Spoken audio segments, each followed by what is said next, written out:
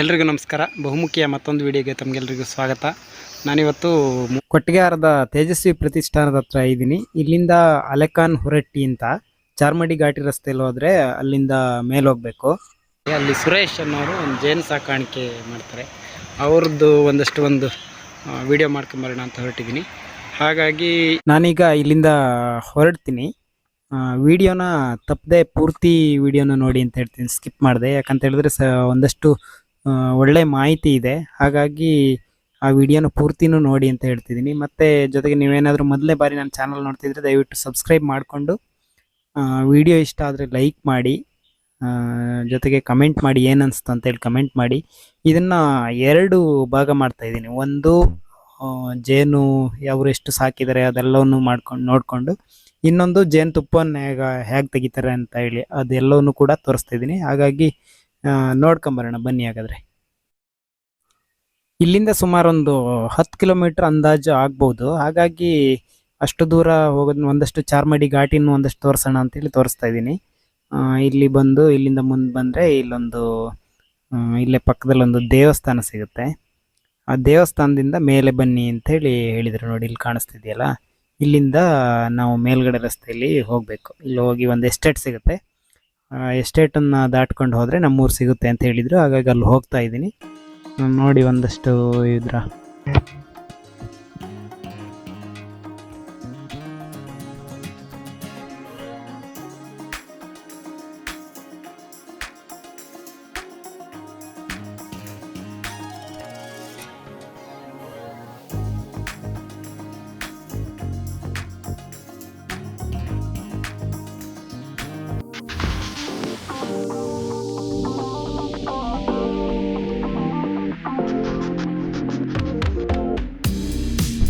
ಸದ್ಯದಲ್ಲಿ ಆನೆ ಬಂದಿತ್ತಂತೆ, ಲದ್ದಿ ಇದೆ ನೋಡಿ.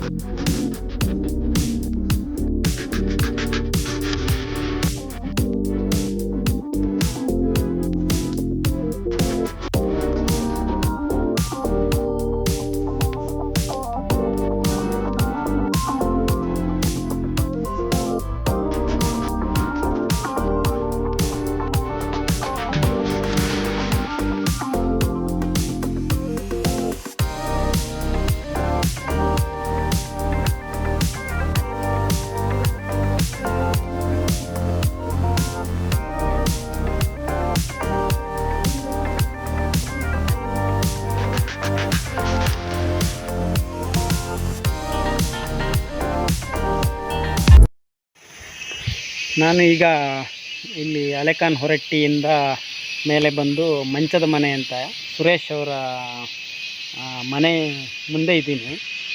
ಅವ್ರ ಹತ್ರ ಜೇನು ಸಾಕಾಣಿಕೆಗೆ ಸಂಬಂಧಪಟ್ಟಂಗೆ ಒಂದಷ್ಟು ಮಾಹಿತಿ ತಗೊಂಡು ಹೋಗೋಣ ಅನ್ನೋ ಉದ್ದೇಶದಿಂದ ಇಲ್ಲಿ ಬಂದಿದ್ದೀನಿ. ಹಾಗಾಗಿ ನಿಮಗೂ ಅದ್ರ ಬಗ್ಗೆ ಒಂದಷ್ಟು ಮಾಹಿತಿನ ಅವರು ಕೊಡ್ತಾರೆ. ಹಾಗಾಗಿ ಅವ್ರ ಜೊತೆ ಮಾತಾಡ್ಕೊಂಡು ಹೋಗೋಣ. ನಮಸ್ಕಾರ ಸುರೇಶ್ ಅವರೇ. ನಾವು ಈ ನಮ್ಮ ವೀಕ್ಷಕರಿಗೆ ಮತ್ತು ಯೂಟ್ಯೂಬ್ನ ಒಂದಷ್ಟು ಬೇರೆ ಬೇರೆ ಚಂದಾದಾರರಿಗೆ ಅವರಿಗೆಲ್ಲರಿಗೂ ಕೂಡ ಜೇನು ಸಾಕಾಣಿಕೆ ಬಗ್ಗೆ ಒಂದಷ್ಟು ಮಾಹಿತಿ ತಿಳಿಸೋಣ ಅಂದ್ಕೊಂಡಿದ್ದೀನಿ. ನಮಸ್ಕಾರ. ಧನ್ಯವಾದಗಳು. ಇದ್ರ ಬಗ್ಗೆ ನಮ್ಮ ಬಹುಮುಖಿಯ ವೀಕ್ಷಕರಿಗೆ ಮತ್ತು ಸಬ್ಸ್ಕ್ರೈಬರ್ಗಳಿಗೆ ಹೆಚ್ಚಿನ ಮಾಹಿತಿಯನ್ನು ನೀಡ್ತೀರಿ ಅನ್ನೋ ಒಂದು ಭರವಸೆಯೊಂದಿಗೆ ನಾನು ಇವತ್ತು ನಿಮ್ಮ ಜೊತೆಲಿದ್ದೀನಿ. ಹಾಗಾದರೆ ಈಗ ಪೆಟ್ಟಿಗೆಗೆ ಹೋಗೋಣ. ನೋಡಿ, ಇದು ಬಂದು ಜೇನು ಕುಟುಂಬ ಇರೋಂಥ ಒಂದು ಜೇನು ಬಾಕ್ಸು. ಇದನ್ನು ಸ್ಟಾರ್ಟಿಂಗ್ ನಾವು ಕೆಲಸ ಮಾಡಬೇಕಾದ್ರೆ ಸ್ವಲ್ಪ ಸೌಂಡ್ ಮಾಡಬೇಕು. ಈ ಥರ ಸೌಂಡ್ ಮಾಡಿದಾಗ ನಾವು ಇದನ್ನ ಕೆಲಸ ಮಾಡ್ತಾಯಿದ್ದೀವಿ ಅನ್ನೋದು ಜೇನು ನೊಣಗಳಿಗೆ ಗೊತ್ತಾಗುತ್ತೆ. ಇದೀಗ ಮೇಲ್ಗಡೆ ಮುಚ್ಚಳ ತೆಗಿತಾ ಇದ್ದೀನಿ. ಮೇಲ್ಗಡೆನೂ ಕಟ್ಟಿದೆ ಸ್ವಲ್ಪ, ಅಂದರೆ ಮೇಲ್ಗಡೆ ಬಂದಾಗ ಇದು ಈ ಥರ ಅರಿಗಳನ್ನು ಕಟ್ಟೋಂಥ ಚಾನ್ಸಸ್ ಇರುತ್ತೆ. ಇದು ಬಂದು ಜೇನು ತುಪ್ಪದ ಕೋಣೆ. ಈಗಾಗಲೇ ತುಪ್ಪ ಮಾಡಿ, ಈಗಾಗಲೇ ತುಪ್ಪ ಇದರಲ್ಲಿ ಆಗಿದೆ. ಇದು ಸೀಲ್ ಮಾಡಿಬಿಟ್ಟಿದ್ದಾವೆ. ಇದನ್ನು ಹೇಳಿ, ಇದು ಜೇನು ಮಿಷಿನಲ್ಲಿ ತೆಗೆಯೋದಾದರೆ ಈ ಕೋಣೆಗಳನ್ನು ಓಪನ್ ಮಾಡಿಬಿಟ್ಟು ಮಿಷಿನಲ್ಲಿ ಹಾಕಿ ತಿರುಗಿಸಿದಾಗ ಜೇನುತುಪ್ಪ ಹೊರಗಡೆ ಬರ್ತದೆ. ಹ್ಮ್. ಈ ಖಾಲಿ ಏರಿ ಹಾಗೆ ಉಳಿತದೆ. ಹಾಂ, ಆಮೇಲೆ ಮತ್ತೆ ಅದನ್ನ ಮತ್ತೆ ವಾಪಸ್ ರಿಟರ್ನ್. ಪುನಃ ಮತ್ತೆ ರಿಟರ್ನ್ ನಾವು ಇದೇ ಪೆಟ್ಟಿಗೆಗೆ ಈ ಥರ ಕೊಟ್ಟಾಗ ಅವಾಗ ಖಾಲಿ ಜೇನು ಮಾತ್ರ ತುಂಬಿಸೋಕ್ಕೆ ಆಗುತ್ತೆ. ಮೇಣ ಹಳೆ ಹಾಕಂತ ಒಂದು ಸಮಯ ಉಳಿತದೆ. ಇನ್ನೊಂದು ಸರಿಗೆ ಅನುಕೂಲ ಆಗುತ್ತೆ, ಬೇಗ ಜೇನು ಜೇನು ಆಗುತ್ತೆ, ಅನುಕೂಲ ಆಗುತ್ತೆ. ಹ್ಮ್. ನೋಡಿ ಈ ಭಾಗ ಬಂದು ಇದು ತಳಮಣೆ ಹ್ಮ್. ಪೆಟ್ಟಿಗೆಯಲ್ಲಿ. ಹ್ಮ್. ಈ ತಳಮಣೆನ 20 ಅಥವಾ 25 ದಿವಸಕ್ಕೆ ಒಂದ್ಸರಿ ಈಗ ಮೇಲ್ಗಡೆ ಈಗ ತಾಯಿ ಕೋಣೆನ ತೆಗೆದ್ಬಿಟ್ಟು ಇದು ಕ್ಲೀನ್ ಮಾಡ್ತಾ ಇರಬೇಕು. ಹಾಂ. ಇದು ಮುಖದ್ವಾರ. ಹಾಂ. ಇದು ಬಂದು ಇದು ತಾಯಿ ಕೋಣೆ. ಹಾಂ. ಇದು ಎರಡನೇದು ಜೇನ್ ಸೂಪರು. ಹಾಂ. ಇದು ಮೂರನೇದು ಇದು ಜೇನ್ ಸೂಪರು. ಯಾಕಂದರೆ ಆ ಗೂಡು ಸಂಖ್ಯೆ ಜಾಸ್ತಿ ಆದಾಗ ನಾವು ಈ ಜೇನು ಕೋಣೆಗಳನ್ನು ಮೇಲೆ ಏರಿಸ್ತಾ ಇರ್ಬೋದು. ಹಾಂ. ಅದು ನೊಣಗಳ ಸಂಖ್ಯೆ ಚೆನ್ನಾಗಿದ್ದಾಗ. ಇದು ನಾನೀಗ ಚೆನ್ನಾಗಿದೆ ಅನ್ನೋ ಒಂದು ಉದ್ದೇಶದಿಂದ 2 ಜೇನು ಕೋಣೆಗಳನ್ನು ಕೊಟ್ಟಿದ್ದೀನಿ. ಒಂದು ಸಾರಿ ಈಗ 2 ಇದರಿಂದ 8 ಕೋಮ್ಸು 16 ಕೋಮ್ಸ್ ಬರುತ್ತೆ. 16 ಕೋಮ್ಸಿಂದ ಒಂದು ಸಾರಿ ತೆಗೆದಾಗ 3 kg ತುಪ್ಪ ಒಂದು ಸಾರಿಗೆ ಜೇನುತುಪ್ಪ. ಒಂದು ಸೂಪರಲ್ಲಿ 3 kg ತುಪ್ಪ ಬರುತ್ತಾ? 2ರಿಂದ ಮೇಲ್ಗಡೆ ಕೆಳಗಡೆ 1.5 ಬರ್ತದೆ ಒಂದರಲ್ಲಿ. ಹಾಂ. ಈಗ 2 ಇರೋದ್ರಿಂದ 3 kg ತುಪ್ಪ ಬರುತ್ತೆ. ಇದಕ್ಕೆ ನಿಮ್ಗೆ ಈ ರೀತಿ ಇಟ್ಟಿದ್ದೀರಲ್ಲ, ಹಿಂಗೆ ಗೋಡೆಗೆ ತಗಲೋಂಗೆ, ಹೇಳಿ, ಗೋಡೆಗೆ ತಗಲೋಂಗೆ ಇಟ್ಟರೆ ಇರುವೆಗಳನ್ನು ದಾಳಿ ಮಾಡಿಸ್ತಾರೆ. ಅಂದರೆ ಇಲ್ಲಿ ನಮ್ಮ ಈ ಏರಿಯಾದಲ್ಲಿ ಇರುವೆಗಳು ಯಾವುದೂ ಇಲ್ಲ.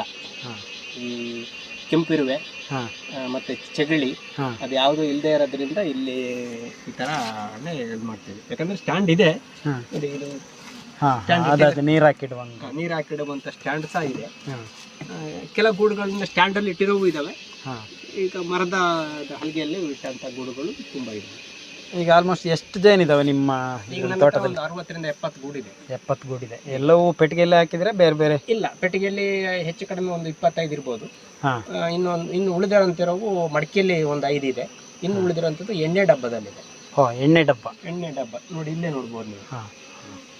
ನೋಡೋಣ ಹಾಗಾದ್ರೆ ಎಲ್ಲವನ್ನು ನೋಡ್ಕೊಳ್ತಾ ಹೋಗೋಣ.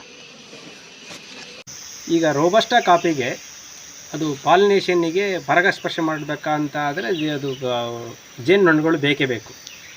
1 ಎಕರೆಗೆ ನಾವು ಉದಾಹರಣೆಗೆ ನಾವು ಏನು ಹನಿ ನೀರಾವರಿ, ಸ್ಪ್ರಿಂಕ್ಲರ್ ನೀರಾವರಿ ಮಾಡ್ತೀವಿ, ಅದಕ್ಕೆ ನಾವು ಏನು ಒಂದು ದಿನದಲ್ಲಿ ಒಂದು ಅರ್ಧ ಎಕರೆನ ಒಂದು ದಿನದಲ್ಲಿ ಸ್ಪ್ರಿಂಕ್ಲರ್ ಮಾಡಿದರೆ ಅದು ಬ್ಯಾಚು ಜೇನುನೊಣಗಳು ಇಡೋದ್ರಿಂದ, ಅದೇ ಥರ ಪಾಲಿನೇಷನ್ ಮಾಡೋದ್ರಿಂದ 1 ಎಕರೆಯಲ್ಲಿ 5ರಿಂದ 10 ಮೂಟೆ ಕಾಫಿಯಷ್ಟು ಇಳುವರಿ ಹೆಚ್ಚಾಗೋಂಥ ಚಾನ್ಸಸ್ ಇದೆ. ಈಗ ಇವ್ರದ್ದು ಡಬ್ಬದಲ್ಲಿ ಜೇನು ಸಾಕೋದು ಹೆಂಗೆ ಅಂತ ಹೇಳಿ ತೋರಿಸ್ಕೊಡ್ತಾರೆ ನೋಡಿ. ಇದು ಎಣ್ಣೆ ಡಬ್ಬ. ಈ ಎಣ್ಣೆ ಡಬ್ಬ ಈ ಭಾಗ ಏನು ಸೀಲೆ ಇರ್ತದೆ ಇದನ್ನು ಕತ್ತಿಲಿ ಕಟ್ ಮಾಡಿಬಿಟ್ಟು ಆ ಒಳಗಡೆ ಏನು ಎಣ್ಣೆ ಇರುತ್ತೆ ಅದನ್ನು ಬೆಂಕಿಯಿಂದ ಕಾಯಿಸಿಬಿಟ್ಟು ಆ ಎಣ್ಣೆ ಭಾಗ ಅದನ್ನೆಲ್ಲ ತೆಗೆದು ಆಮೇಲೆ ಒಳಗಡೆ ತೊಳೆದ್ಬಿಟ್ಟು ಏನು ನಮ್ಮಲ್ಲಿ ಜೇನು ಮೇಣ ಸಿಗ್ತದೆ ಅದನ್ನು ಹೀಟ್ ಮಾಡಿ ಇದಕ್ಕೆಲ್ಲ ಹಾಕಿಬಿಟ್ಟು ಒಳಗಡೆ ನೋಡಿ ಕಾಣಿಸ್ತಾ ಇದೆ ನಿಮಗೆ, ಹಚ್ಚಿಬಿಟ್ಟು ತೋಟದಲ್ಲಿ ಇಟ್ಟಾಗ ಈ ಥರ ತೋಟದಲ್ಲಿಟ್ಟು ಮೇಲ್ಗಡೆಗೆ ಸೊಪ್ಪು ಹಾಕ್ತೀವಿ. ಸೊಪ್ಪು ಮುಚ್ಚಿ ಇಟ್ಟಾಗ ಒಂದು 15ರಿಂದ 1 ತಿಂಗಳಲ್ಲಿ ಗೂಡು ನ್ಯಾಚುರಲಾಗಿ ಗೂಡು ಬರ್ತದೆ. ಅಂಥ ಬಂದು ಗೂಡುಗಳನ್ನು ಮನೆಗೆ ತಂದು ರಾತ್ರಿ ತಿರ್ಗಾ ದಿನ ಪೆಟ್ಟಿಗೆಗೆ ನೋಡಿ ಈ ಥರ ಐ ಕಟ್ಟಿರ್ತದೆ, ಅದನ್ನು ಪೆಟ್ಟಿಗೆಗೆ ಹಾಕ್ತೀವಿ.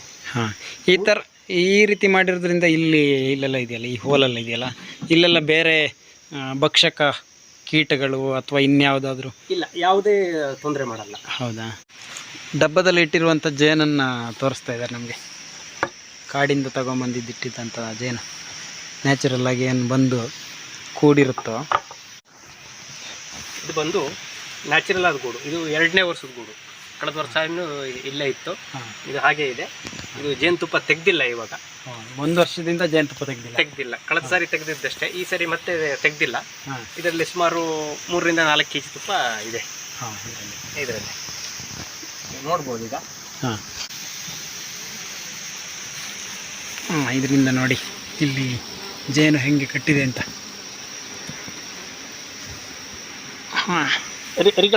ಅರಿಗಳು ಕಾಣಿಸ್ತಿಲ್ಲ, ಫುಲ್ ಜೇನು ಹುಳುಗಳು ತುಂಬಿಕೊಂಡಿದೆ.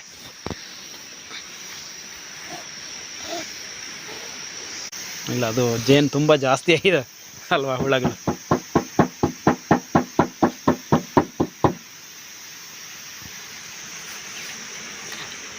ಇವಾಗ ಕಾಣಿಸ್ತಾ ಇದೆ ನೋಡಿ ಯಾವ ಥರ ಡಬ್ಬದಲ್ಲಿ ಜೇನುನೊಣಗಳು ಗರಿಗಳನ್ನು ಕಟ್ಟಿದಾವೆ ಅಂತ. ಹಾಂ ಹೌದು.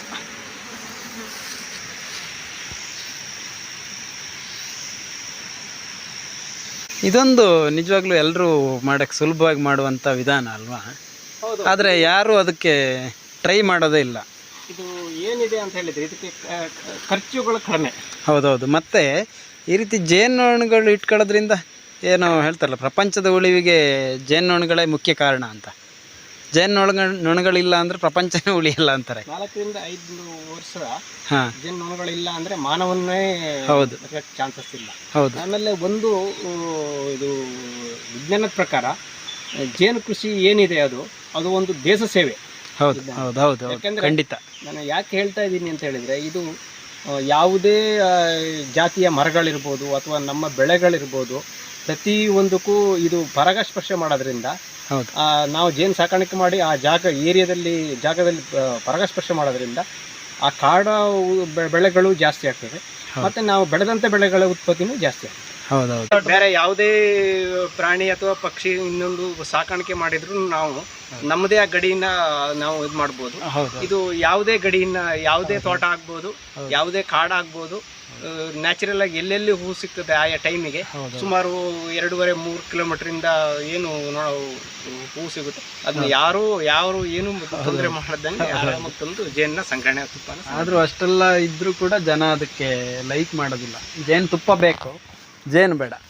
ಒಂದು ಅಂದರೆ ಇವಾಗ ಏನಾಗಿದೆ ಅಂತ ಹೇಳಿದರೆ, ಇಷ್ಟೆಲ್ಲ ಕಷ್ಟಪಟ್ಟು ಜೇನುತುಪ್ಪ ಸಂಗ್ರಹಣೆ ಮಾಡೋದು ತುಂಬ ಕಡಿಮೆ. ಯಾಕಂದರೆ ನ್ಯಾಚುರಲ್ ತುಪ್ಪ, ಕಲಬೆರಕೆ ತುಪ್ಪದವರು ಜಾಸ್ತಿ ಇದ್ದಾರೆ. ಹೌದು ಹೌದು ಹೌದು. ಅದರಿಂದ ಬ್ರಾಂಡೆಡ್ ತುಪ್ಪಗಳು, ಹೆಸರು ಬ್ರಾಂಡೆಡ್ ಇರ್ತದೆ, ಆದರೆ ತುಪ್ಪ ಒರಿಜಿನಲ್ ಇರಲ್ಲ, ಆ ರೀತಿಯೆಲ್ಲ ಇರುತ್ತೆ. ಆದರೆ ಜನ ಮರಳಾಗ್ತಿರೋದೇ ಅದಕ್ಕೆ. ಹೌದು. ಹಾಗಾಗಿ ಈ ಥರದ್ನೆಲ್ಲ ನಮ್ಮ ಕೈಲಾದಷ್ಟು ಜನರಿಗೆ ತೋರಿಸಿದ್ರೆ ಕನಿಷ್ಠ ಒಂದಷ್ಟಾದರೂ ಜನಗಳು ಆಸಕ್ತಿ.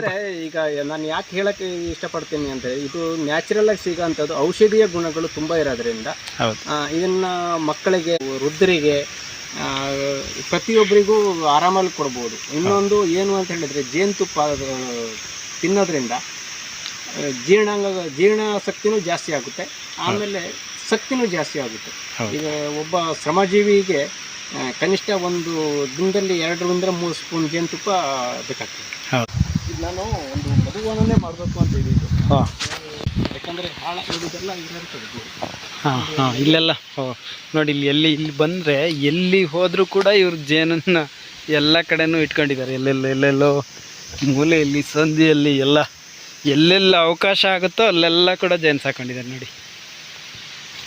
ಎಲ್ಲವೂ ಪ್ರಾಕೃತಿಕವಾಗಿ, ನೈಸರ್ಗಿಕವಾಗಿ ಏನು ಹೂಗಳು ಸಿಗುತ್ತೋ ಮತ್ತು ಇಲ್ಲಿ ಎಲ್ಲಿ ನೋಡಿದರೂ ಜೇನು ಸಿಗುತ್ತೆ. ಎಷ್ಟು ಗೂಡಿದೆ ಅಂತ ಹೇಳಿದ್ದು ನೀವು? ಸುಮಾರು ಒಂದು 60-70 ಗೂಡಿದೆ. ಹಾಂ ಪೆಟ್ಟಿಗೆ ಅಲ್ಲದೆ. ಹಾಂ, ಡಬ್ಬ, ಪೆಟ್ಟಿಗೆ, ಆಮೇಲೆ ಮಡಿಕೆ, ಏನೇನು ಅಂತಿಲ್ಲ ಎಲ್ಲದರಲ್ಲೂ ಇಟ್ಟಿದ್ದಾರೆ ಇವರು. ಈ ಥರದವರು ಅಪರೂಪದಲ್ಲಿ ಅಪರೂಪ. ಆದರೆ ಇಲ್ಲಿ ಏನು ನ್ಯಾಚುರಲ್ ಆಗಿ ಮುಳ್ಳು ಗಿಡ ಏನು ಹುಟ್ಟಿದೆ ಯಾವುದನ್ನು ಹಾಳು ಮಾಡಿಲ್ಲ. ಹೌದು, ಅದರೆಲ್ಲ ಹೂ ಬರೋಂಥ ಗಿಡಗಳೇ ಇದೆಲ್ಲ. ಹೌದೌದು. ಎಲ್ಲ ಹೂಗಳು ಕೂಡ ಜೇನಿಗೆ ಅವಶ್ಯಕ. ಮತ್ತು ಜೇನು ನಾನು ನೋಡ್ದಂಗೆ, ನಾನು ಒಬ್ಬ ಮಲೆನಾಡಿನವನಾಗಿ, ಮಲೆನಾಡಲ್ಲಿ ಕಾಡಲ್ಲಿ ವಾಸ ಮಾಡ್ತಿದ್ದವನಾಗಿ ನನಗನ್ಸಿದ್ದೇನು ಅಂತ ಹೇಳಿದ್ರೆ, ಜೇನಲ್ಲಿ ಈ ತಿಂಗಳಲ್ಲಿ ನಾವು ತುಪ್ಪ ಏನು ತಿಂತೀವೋ ಮುಂದಿನ ತಿಂಗಳ ತುಪ್ಪ ತೆಗೆದು ಅದು ಬೇರೆ ಟೇಸ್ಟ್ ಇರುತ್ತೆ ಚೂರು. ಅಂದರೆ ಹೌದೌದು. ಅಂದರೆ ಆಯಾ ಹವಾಮಾನದ ಅನುಗುಣವಾಗಿ ಏನು ಅಲ್ಲಿ ಹೂಗಳು ಆ ಮರಗಳಲ್ಲಿ ಬಿಡ್ತವೆ. ಜನವರಿಲಿ ಒಂದು ಜಾತಿಯ ಮರಗಳು ಹೂ ಬಿಡ್ಬೋದು, ಫೆಬ್ರವರಿಲಿ ಒಂದು ಜಾತಿಯ ಮರಗಳು ಬಿಡ್ತದೆ. ಹಾಗಾಗಿ ನಿಮ್ಮ ಫೆಬ್ರವರಿಲಿ ತೆಗೆದಂಥ ಜೇನುತುಪ್ಪಕ್ಕೂ ಜನವರಿಲಿ ತೆಗೆದಂಥ ಜೇನುತುಪ್ಪಕ್ಕೂ ಸುವಾಸನೆ ಮತ್ತು ಬಣ್ಣ ಎರಡು ವ್ಯತ್ಯಾಸ ಇರೋದ್ರಿಂದ ಈಗ ತುಂಬ ಜನ ಕೇಳ್ತಾರೆ, ಇದೇನು ಕಲ್ಲರ್ ಈ ಥರ ಇದೆ, ಈ ಥರ ಬಣ್ಣ ಇದೆ, ಈ ಥರ ಬಣ್ಣ. ಅದೇನು ನಮ್ದು ಏನೂ ಇದಿಲ್ಲ. ಅದೆಲ್ಲ ನ್ಯಾಚುರಲ್ ಆಗಿ ತಂದು ಜೇನುನೊಣಗಳು ಕಲೆಕ್ಟ್ ಮಾಡಿದ್ರ ಫಲನೇ ನಾವು ತೆಗೆದುಕೊಡೋಂಥದ್ದು.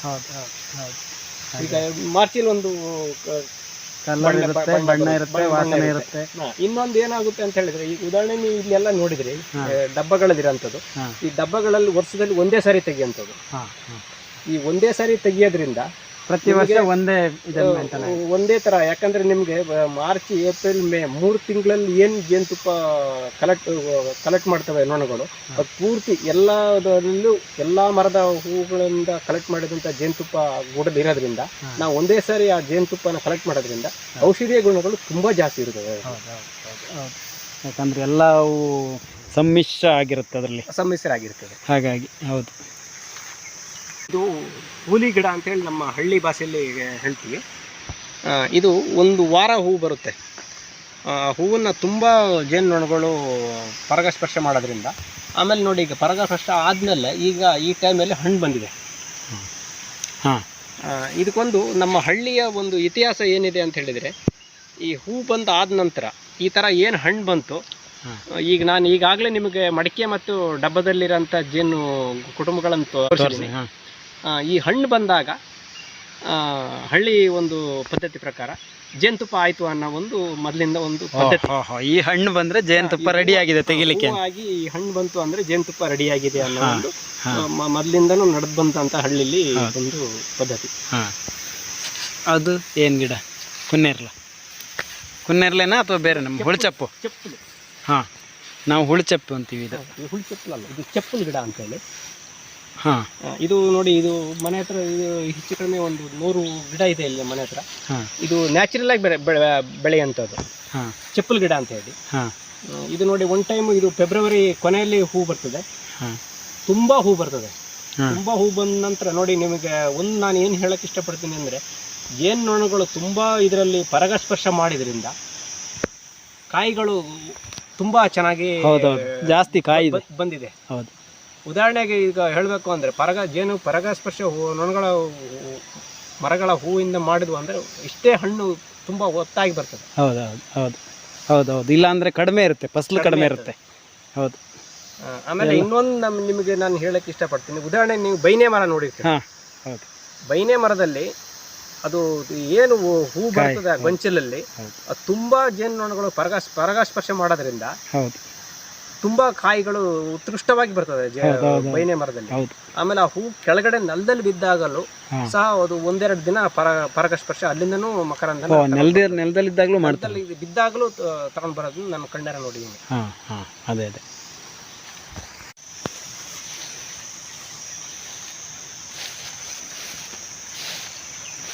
ಇವರು ಜೇನು ಮೇಣನ ಮಡಿಕೆಗೆ ಹಾಕಿ, ಮಡಿಕೆ ಅಥವಾ ಡಬ್ಬಕ್ಕೆ ಹಾಕಿ ಅದರಿಂದ ನೈಸರ್ಗಿಕವಾಗಿ ಜೇನನ್ನು ಸಂಗ್ರಹಣೆ ಮಾಡ್ತಾರೆ. ಅಂದರೆ ಜೇನು ಗೂಡನ್ನೇ ಸಂಗ್ರಹಣೆ ಮಾಡ್ಕೊಂಡು ಬರ್ತಾರೆ. ಅದನ್ನು ಒಂಚೂರು ತೋರಿಸ್ಕೊಡ್ತಾರೆ ನಮಗೆ ಹೇಗೆ ಅಂತ.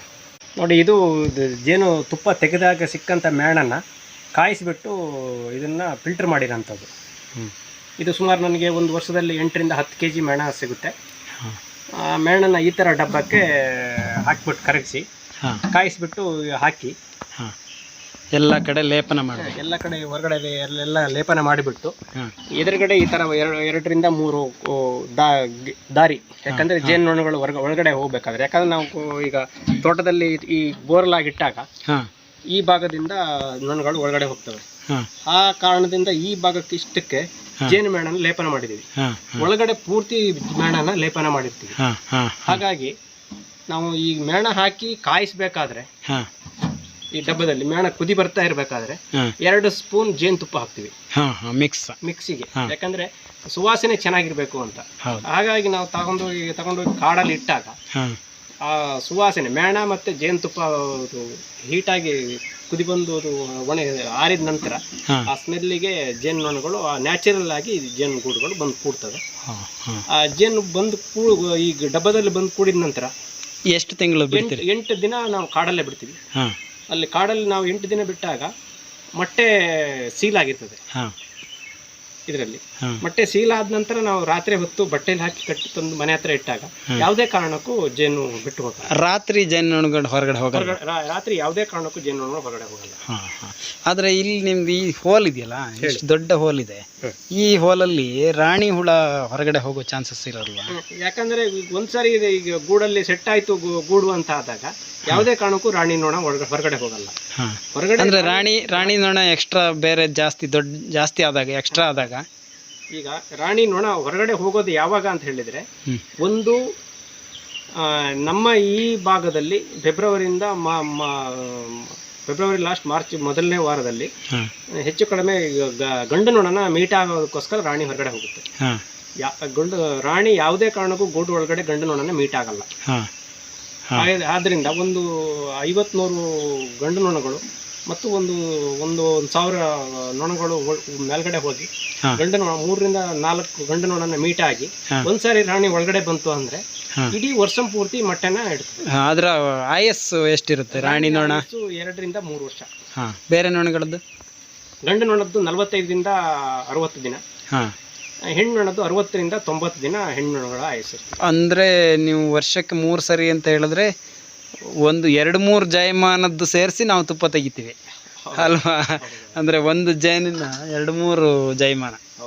ಅಂದರೆ ಒಂದು ಜೇನು ಸತ್ತೋಗಿ ಮತ್ತೊಂದು ಸತ್ತೋಗಿ ಮತ್ತೊಂದು ಸತ್ತೋಗಿ. ಹೌದು. ರಾಣಿ ಅದೇ ಇರುತ್ತೆ, ಆದರೆ ಜೇನು ನೊಣಗಳು ಬೇರೆ ಬೇರೆ.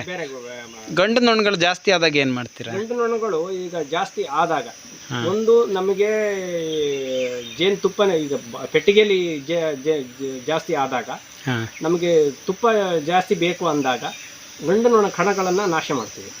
ಅದು ಹೇಗೆ ಗೊತ್ತಾಗುತ್ತೆ? ಗಂಡು ನೊಣಗಳ ಎರಿ ಭಾಗಗಳನ್ನೇ ಬೇರೆ ಇರ್ತದೆ. ಆ ಎರಿ ಭಾಗನೇ ಕಟ್ ಮಾಡಿ ತೆಗೆದಾಗ ಮರಿ ಡಿವೈಡ್ ಆಗೋಂಥ ಪ್ರಮೇಯ ಕಡಿಮೆ ಆಗ್ತದೆ ಪೆಟ್ಟಿಗೆಯಲ್ಲಿ.